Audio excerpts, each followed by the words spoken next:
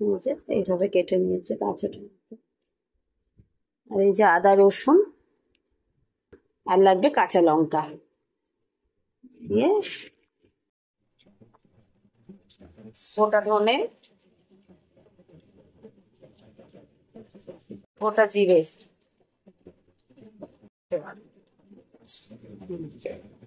গরম কড়াইয়ের মধ্যে নেড়ে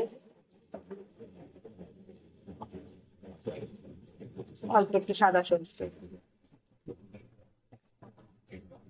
সাদা আর কালো মিশিয়ে, দু রকম সরিষা মিশিয়ে 1 চামচ করে 2 চামচ দেওয়া হলো, আর সামান্য একটু মেথি। এই জিনিসগুলো এবার মশলাগুলো ভালো করে শুকনো কড়াইতে ভাজতে হবে। এর সাথে শুকনো লঙ্কা দিয়ে নেড়ে চেড়ে একদম একটা গন্ধ বেরোনো পর্যন্ত হালকা ফ্লেমে ভেজে তুলতে হবে। এটাই গুঁড়ো হবে শেষে। পাকা টমেটো দিয়ে আমরা রসুন টমেটো করে খাই, বেশ পরিমাণ রসুন দিয়ে, সেই রেসিপিটিও একদিন দেখাবো। আর এটা একটা কাঁচা টমেটোর রেসিপি, এটাও খুব ভালো লাগে। আচারের মতো এমনি শুকনো খেতেও ভালো লাগে, ভাতের সাথেও ভালো লাগে। মশলাটা ঠান্ডা হতে দিয়ে এবার আমি কড়াইতে তেল দিয়ে দিলাম, বেশ খানিকটা পরিমাণ তেল। তেলের মধ্যে এবার আদা রসুন এগুলো ভাজতে হবে, ভালো করে ভেজে তুলতে হবে। এটা আধা বাটা করে রাখতে হবে বেটে, আর মশলাটা গুঁড়ো করে রাখতে হবে। আর বাকিটা টমেটো যখন রান্না হয়ে আসবে তখন এই মশলাগুলো এবার দিয়ে দিতে হবে। তাহলে একদম রেডি আচারিয়া টমেটো।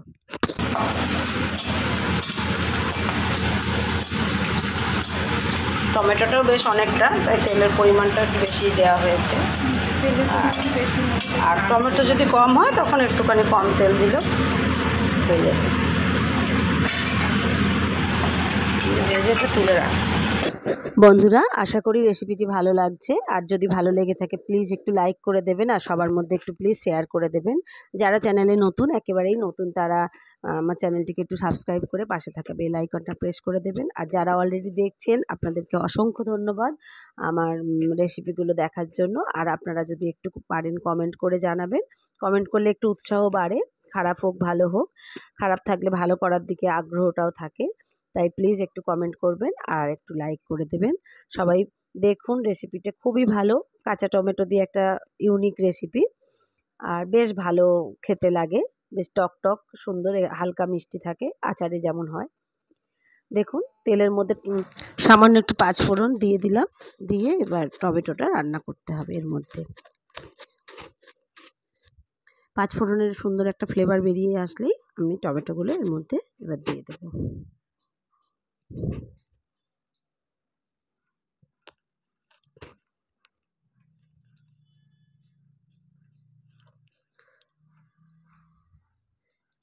একটু নেড়েচেড়ে ভাজা হয়ে গেলেই তারপরে এবার এর মধ্যে মশলাটা দিয়ে টমেটোটা নরম হওয়ার অপেক্ষা।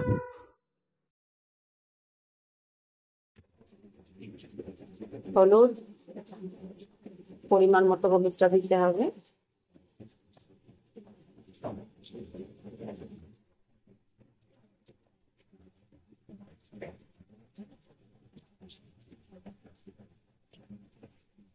স্বাদ মতো লবণ,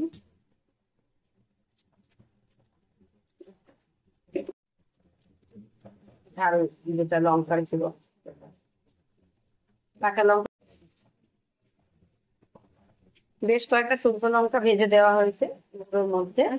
আর এই তাতে গুঁড়ো লঙ্কাটা দিয়ে ছাড়তে হবে,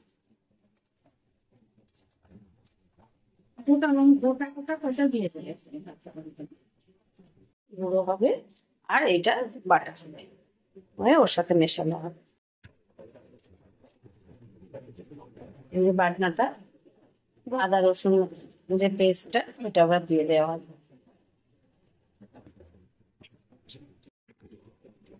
1 চামচ মতো একটু ভিনিগার আন্দাজ করে একটু দিয়ে দেবেন। 1 চামচ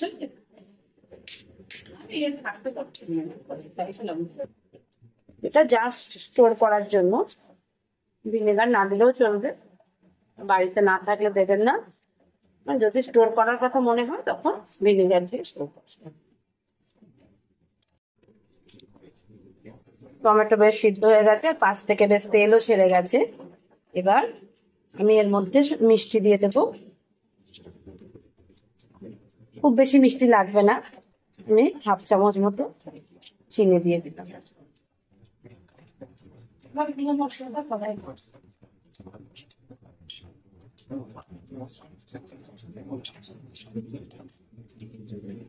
পুরো রান্নাটাই মিডিয়াম ফ্লেমে হলো। এবার সব শেষে আমি ভাজা মশলা যেটা গুঁড়ো করে রেখেছি এটা এর মধ্যে মিশিয়ে দেবো।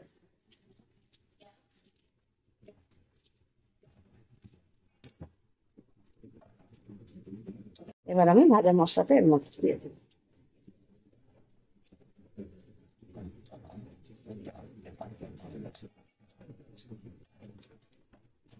ওই মশলাটা থেকে মোটামুটি 4 চামচ মতো মশলা আমি এতে দিয়ে দিলাম।